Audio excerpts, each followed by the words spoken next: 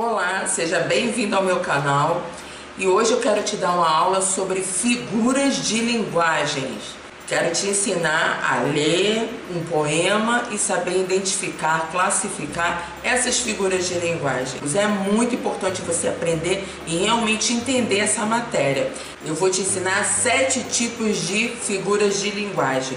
Quais são elas? O que você vai aprender hoje? Você vai aprender antítese, ironia, eufemismo, hipérbole, prosódia ou personificação, apóstrofe, gradação ou clímax. Então, agora vamos lá? Vamos à primeira figura. Antítese. Eis a mulher amada, seja ela o princípio e o fim de todas as coisas. Vinícius de Moraes. Quais seriam as palavras que apresentam ideias opostas referentes ao mesmo ser? Quais seriam elas? Eu tenho a palavra princípio e fim. São ideias opostas, por isso são antíteses. O que mais que eu poderia ter como ideias opostas? Sol e lua, noite e dia, claro, escuro, bom e mal, e assim por diante. Se eu tenho dentro de uma poesia palavras que apresentam ideias opostas e que se referem ao mesmo eu poético, eu tenho a ideia de antítese. Segundo tipo é a ironia. A ironia é muito fácil porque lembra muito do deboche, né? Quando você debocha de alguém, você está sendo irônico com alguém. Veja o exemplo. O seu aproveitamento na escola não podia ter sido melhor, reprovado em apenas 6 matérias. Observou aí? Temos o que? Uma ironia, um deboche sobre aquele assunto. Essa é a figura de linguagem das mais fáceis, certo? Eufemismo. Eufemismo é toda vez que eu tento amenizar uma situação. Olha, você não foi muito bem na prova. Eu tô querendo dizer, tadinho, que ela não foi muito mal, mas eu digo, você não foi muito bem. Você poderia ter sido melhor, você esqueceu alguns pontos, né? A sua nota acabou sendo 3. Então foi o que?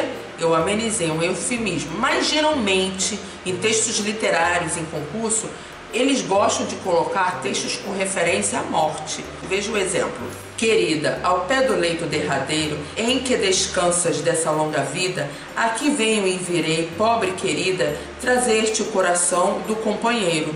Então veja que ao pé do leito derradeiro era a sepultura. Amenizou completamente essa situação da perda da mulher amada. A quarta figura de linguagem, nós vamos ter a hipérbole.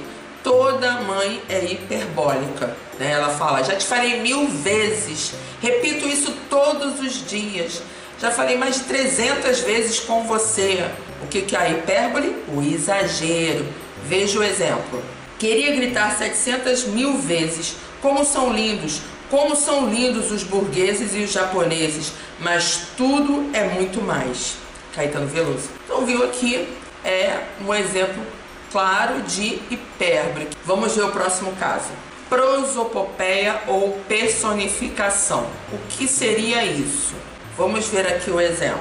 A lua, tal qual a dona de um bordel, pedia a cada estrela fria um brilho de aluguel, e nuvens lá no mata-borrão do céu chupavam manchas torturadas. Que sufoco! Então eu tenho aqui, quem é a dona do bordel? É uma mulher, mas aqui a mulher nós temos como referência a lua. Aqui fala de pagar aluguel, quem paga aluguel é ser humano, né? Falou também sobre manchas torturadas. Só podemos torturar uma outra pessoa para ela sentir dor. Colocou-se características humanas para fazer referência a um ser inanimado, que era o que? A lua. Se pensar em algum exemplo, coloca aqui embaixo, que todos os meus alunos sempre me dão milhões de exemplos sobre o caso de personificação ou prosopopeia. O 6º exemplo, apóstrofe. O que é um apóstrofe? É chamamento a uma musa, a quem o poeta clama, chama. Ele pede pela presença dela. Veja o exemplo. Ó musa do meu fado, ó minha mãe gentil, te deixo consternado no 1º de abril. O que eu vou ter aqui? Apóstrofe. ok? O mais difícil é o nome, lembra? Próximo exemplo, a gradação. Veja o exemplo para você entender uma gradação na poesia. Chega de tentar dissimular e disfarçar e esconder o que não dá mais para ocultar, nascendo, rompendo, tomando, rasgando o meu corpo, então eu. Música muito famosa e conhecida. O que é a gradação de uma forma bem simples? É uma sequência de ações. Então você vê que ele falou, chega de tentar, dissimular, disfarçar, quer dizer, foi uma sequência de ações. Tem um outro poema muito famoso em que o autor ele fala assim, ele cantou, dançou, bebeu, caiu e morreu. Eu tenho uma sequência de ações. Eu chamo isso de quê? De gradação. Foi bem fácil, né? A partir de agora você sabe. Tem uma poesia com a sequência de ações marcada pelo tempo verbal, você já sabe que é o que? É uma gradação. Então, o que você achou de aprender hoje sobre as figuras de linguagem? Gostou? Entendeu? Alguma dúvida? Qualquer dúvida, deixa aqui nos comentários. E qual é a sua dúvida referente à língua portuguesa?